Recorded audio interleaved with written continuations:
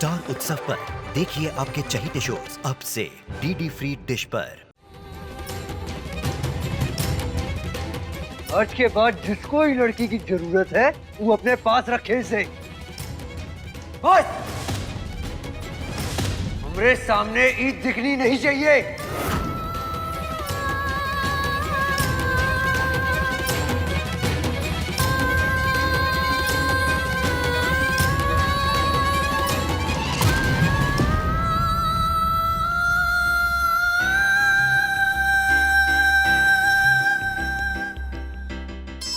अगर हमें पता होता कि सोम के घर में महाभोज आज है तो हम अपना बर्थडे कल मनाते। अब तो सोम फोन भी नहीं उठा रहा, कहीं हमारा इतना सजना सवरना वेस्ट ना हो जाए।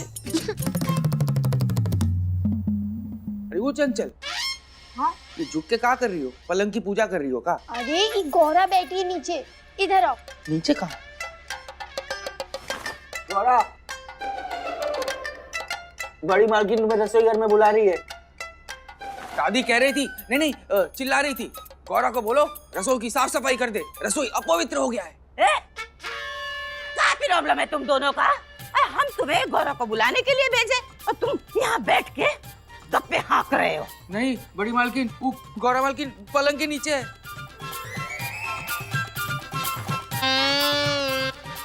गौरा, कहाँ बिल्ली की तरह पलंग के नीचे छुपी बैठी हो? चल बाहर आओ।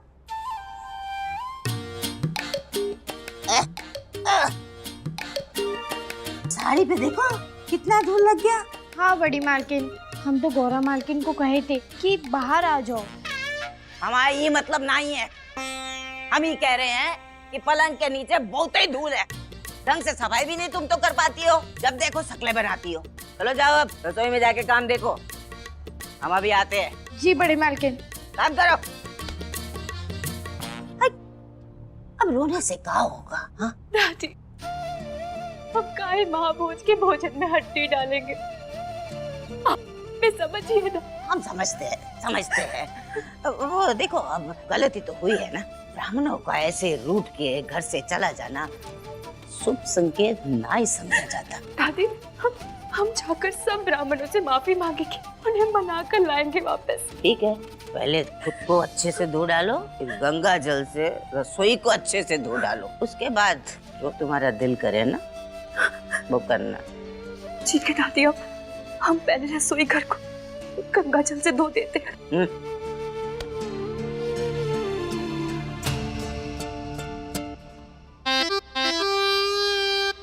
सोम भैया। बोलो राहुल। वैसे तो हम आपसे छोटे हैं भैया, लेकिन एक बात कहने से अपने आप को रोक नहीं पा रहे। बोलो। भैया, गौरा भाभी की जो गलतियां हैं वो कभी कभी सही भी होती हैं। हमारा मतलब है हमको गलतियां लगती हैं लेकिन शायद सही होती हैं। सोम भैया, गौरा भाभी दिल की बुरी नहीं है, बस जरूरत से ज्यादा ही सीधी है। ना छल है ना कपट है, ऐसे ही घबराई हुई रहती हैं आपसे। एक बार आप उनसे प्यार से बात कर लेंगे ना भैया तो सारा मामला सुलझ जाएगा। चूल्हा चौका के अलावा उनको और कुछ नहीं चाहिए। गौरा भाभी गरीब घर से है ना, इसलिए यहाँ अपना तालमेल नहीं बिठा पा रही हैं, लेकिन नानी की और मम्मी की पसंद भी तो है। अब क्या ही कर सकते हैं, अब रिश्ता जोड़ा है तो आप एक बार उनसे बात करके अगर कोशिश कर सकते हैं उन्हें समझने की तो अच्छा रहेगा। क्या लगता है, हम सही कह रहे हैं ना? एकदम सही। बहुत जल्द ये किस्सा खत्म होगा और हमारी जिंदगी लाइन पे आएगी। बस हमको आपसे यही उम्मीद थी। हम तो बस यही चाहते हैं कि गौरा भाभी और आप हमेशा खुश रहें, कोई और इस बात का फायदा ना उठा पाए। बस अब हम चलते हैं। चंचल, परदेसी, जब तक गौरा रसोई धो रही है तुम दोनों एक काम करो। चंचल, हमारा कमरा साफ कर दो और परदेसी बाहर से हमारे लिए बढ़िया सी चाय ले आओ। जाओ। जी बुआ मालकिन, अभी लाते हैं। क्या हुआ? तुमने ये परदेसी और चंचल को काहे भगा दिया है? अम्मा, तुम तो हमारी आदत जानती हो कि हम गरीब लोगों की आदत अच्छे से जानते हैं। ये गौरा को ज्यादा सुख सुविधा ना दी जाए तो ये हमारे लिए अच्छा है। इंसान को ज्यादा सुख सुविधा मिल जाती है तो वो आलसी बन जाता है। ये बात तो सही है। खुद को ही देख लो, मतलब जब तुम अपने घर में रहती थी तो कभी कभार अपने ये प्यारे हाथों से चाय बना के हमें पिला देती थी। पर अब तो एक गिलास पानी पिलाने में भी तुम्हें ड्रामा करना पड़ता है। देखा अम्मा, आखिर तुम भी समझ गई बात को। अच्छी बात बताया हम तुम्हें। अरे हमें नहीं लगता कि गोरा ने महाभोज के खाने में हड्डी डाली होगी।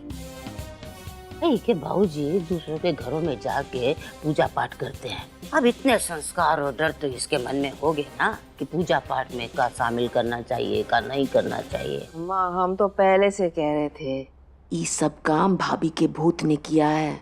हाँ, कभी कभी ना हमें भी यही लगता है, घर में भूत तो है रेखा बहू का। तू का घर भेज देंगी का?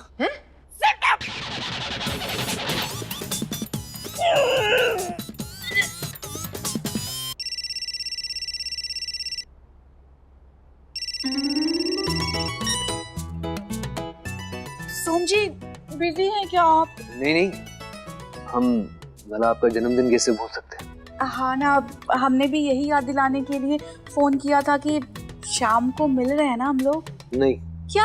अरे हमारा मतलब है कि हम बहुत जल्द आपसे मिलने आ रहे हैं।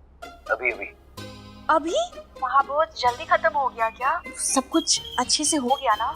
जब तक हमारी जिंदगी में वो है तब तक कुछ ठीक कहाँ हो सकता है। You mean Gaura? अब क्या किया उसने? हम मिलके बताते हैं ना आपको। आप हमें शिव मंदिर के पास मिली। ठीक है।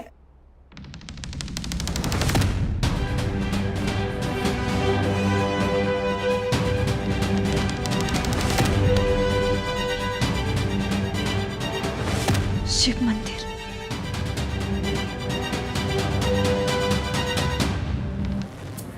जाने से पहले एक चाय तो बनती है। सोम जी, हम जानते हैं कि आप हमसे बहुत गुस्सा हैं। आप हमारी एक भी बात सुनने को तैयार नहीं है, लेकिन हम जानते हैं इंसान का गुस्सा जो होता है बटुए में रखे पैसों के जैसे होता है, कभी भी खत्म हो जाता है। वैसे आपका गुस्सा हमरे प्रति हमेशा ना ही बना रहेगा। आज नहीं तो कल आप हमारी बात को समझोगे सोम जी। दादी, हमको गौरा के बारे में कोई बात नहीं करनी। हम बस आपसे माफी मांगने आए हैं कि आपसे ऊंची आवाज में बात की हम। हाँ बिटुआ, हम जानते हैं तुम अपनी दादी से कभी गुस्सा नहीं हो सकते, और कभी हो भी गए तो हम ना ही बुरा मानेंगे। काहे बिटुआ, तुम हमारे हो। लेकिन वो गोरा है ना, गोरा वो दूसरे घर से आई है। उनको तो अभी समझ ही ना ही आ रहा कि कहाँ चल रहा है घर में कहाँ नहीं। तो मतलब समझते हो ना हमारी बात को।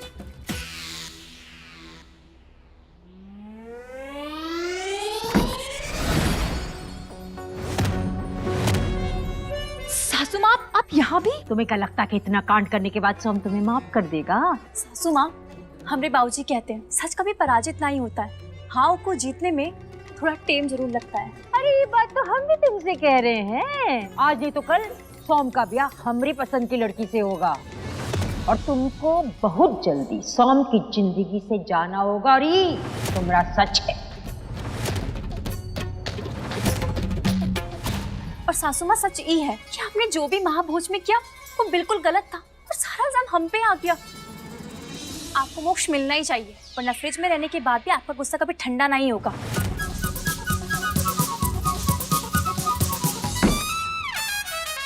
अब बेटा माफ कर दो गौरा को। कितनी बार माफ करें हम बुआ? पहले दिन से आज तक बस मम्मी की बेइज्जती करती आई है वो। और आप हमसे रिश्ता निभाने को कहती हैं, मगर हमको लगता है गौरा हमारे साथ रिश्ता निभाना ही नहीं चाहती। वरना कब का हमारी मम्मी की इज्जत करना सीख नहीं लेती। हम तो अपनी आखिरी सांस तक आपसे रिश्ता निभाना चाहते हैं सोम जी। हमारी मम्मी से नफरत करके? हम काहे उनसे नफरत करेंगे सोम जी? अगर ऐसा होता तो हम की बात ही काहे मानते? अगर हम सासू माँ से नफरत करते तो वो हमें दिखाए काहे देती सोम जी?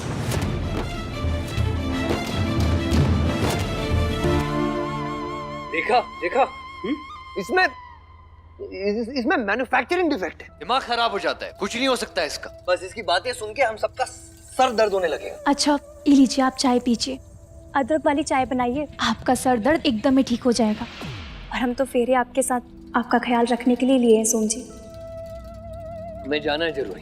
अरे बेटा गुस्सा थूक दो बेटा, चाय पी लो। अरे बेटा, चाय छोड़ के मत जाओ प्लीज। और वैसे भी बेटा गौरा कौन सा अपने घर से लाई है, पी लो चाय।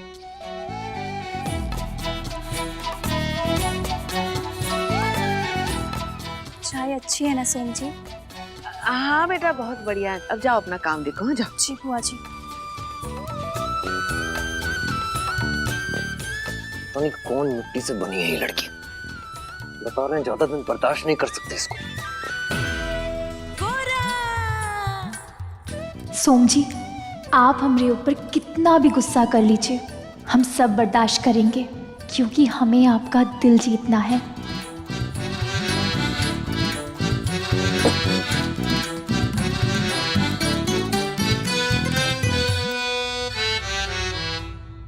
गुस्सा।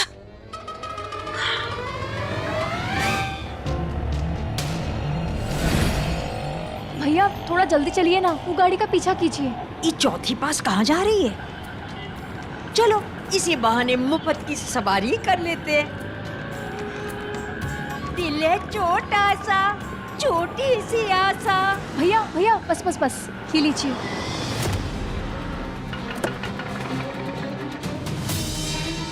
भैया ये लीजिए।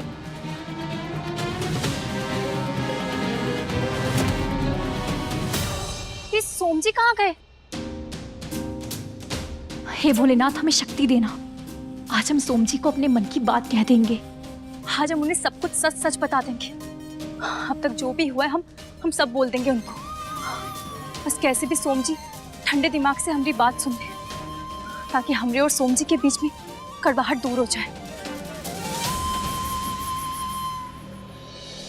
महाभोज महाभोज, भूखा मार दिया इस महाभोज ने।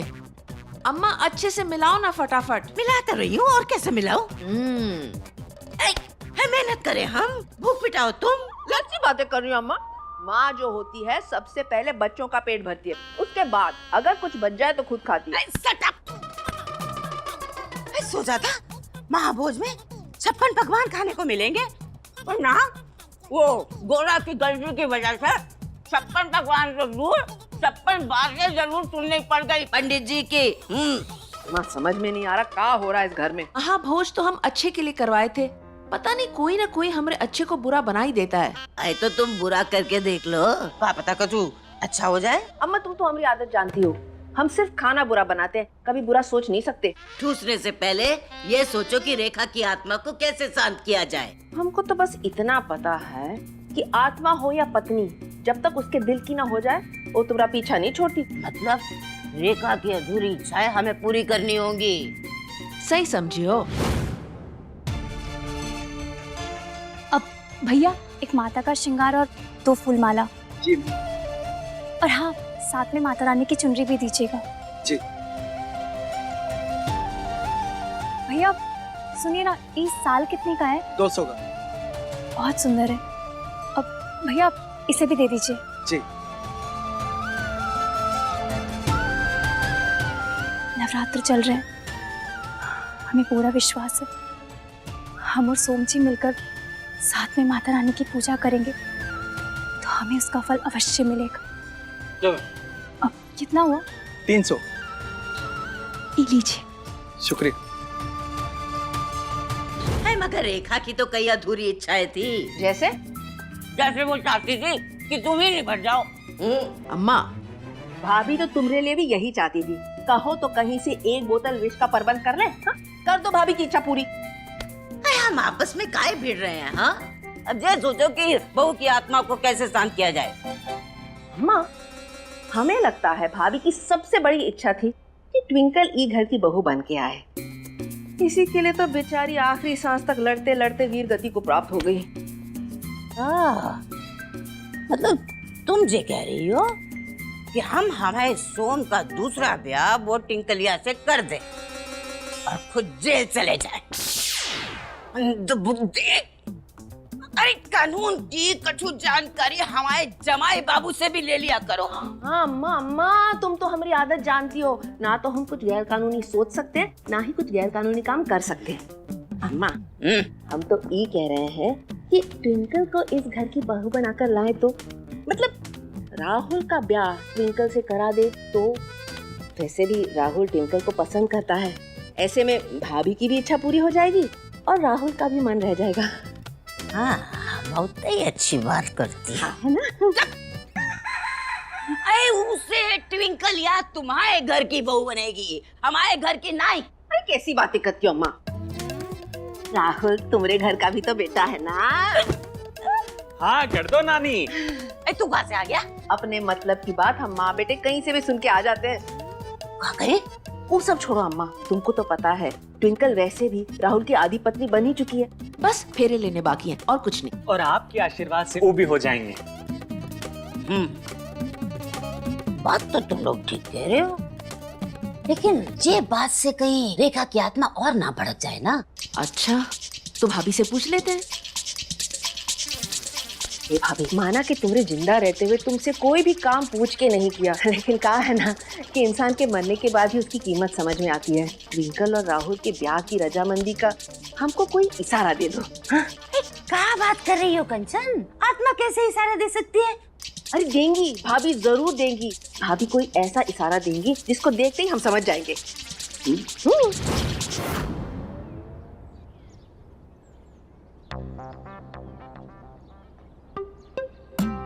सोम जी, हमारा दिल तब से बेचैन हो रहा है ये जानने के लिए कि ऐसा क्या हुआ है महाभोज में। क्या किया उस गौरा ने? हम तो मम्मी जी के लिए। बस ट्विंकल जी, हम लोग मंदिर आए हैं, पहले महादेव के दर्शन कर लेते हैं।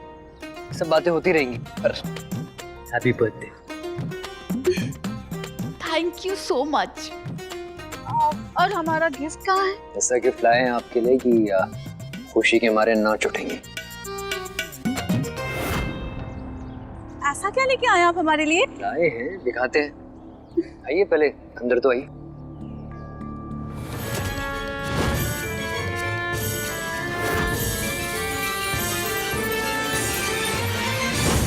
मम्मी, ट्विंकल की मम्मी से तो बात कर ली होती, उसके बाद मामी से कोई इशारा लेती। अब देखना, हमरे और ट्विंकल के ब्याह के बीच में मामी कोई ना कोई तांडव जरूर करेंगी। अरे आग आग लगा देंगे इन साड़ियों को।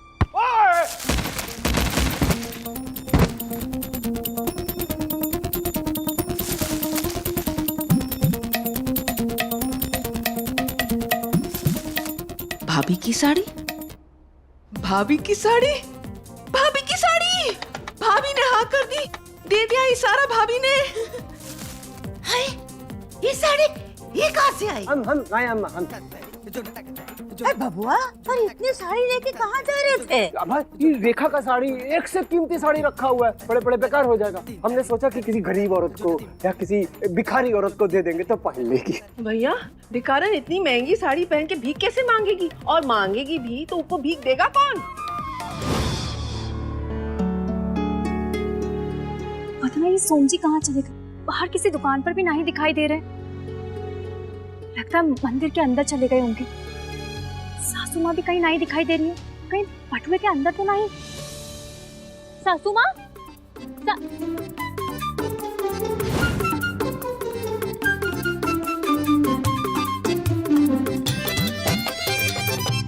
कंचन माँ, इतनी साड़ी को जे घर में सजा के रखने का कौनो फायदा नहीं है, जो इनको पहनने वाला ही ना हो कोई। क्या है, राहुल की दुल्हन पहनेगी साड़ी? देखो ना अम्मा, अभी अभी हम भाभी से राहुल के ब्याह के लिए रजामंदी मांगे और तभी ये साड़ी उधर से ही आ गई। चाहे भैया लेके आए, पर आई तो सही। ये कोई साधारण बात नहीं है। एक मिनट, रेखा, साड़ी, इशारा, ये सब क्या बोल रही हो कंचन? भैया, हम सोच रहे हैं कि राहुल का ब्याह ट्विंकल से करा दें। भाभी की बहुत इच्छा थी ट्विंकल ई घर में बहू बन के आए, इसलिए हम भाभी की रजामंदी मांगे थे। और तभी देखो ना, ये साड़ी आ गई। बताओ, ई का क्या मतलब हुआ? ई के वहाँ हम गिरते गिरते बच गए, लेकिन साड़ी को गिरने से नहीं बचा पाए और वो फिसल के तुम्हारे पास आ गई। ई है मतलब। मामा जी, आप मम्मी का इमोशन समझ नहीं रहे हैं। नहीं समझ रहे नानी, हाँ, मम्मी सही कह रही है। मम्मी के हाथ में जो साड़ी है वो मामी अपनी बहू मतलब हमारी बीवी के लिए पसंद की है। धन्यवाद भाभी, धन्यवाद राहुल और ट्विंकल के ब्याह को अपनी स्वीकृति देने के लिए। धन्यवाद। सही जगह पर आई हो बेटी।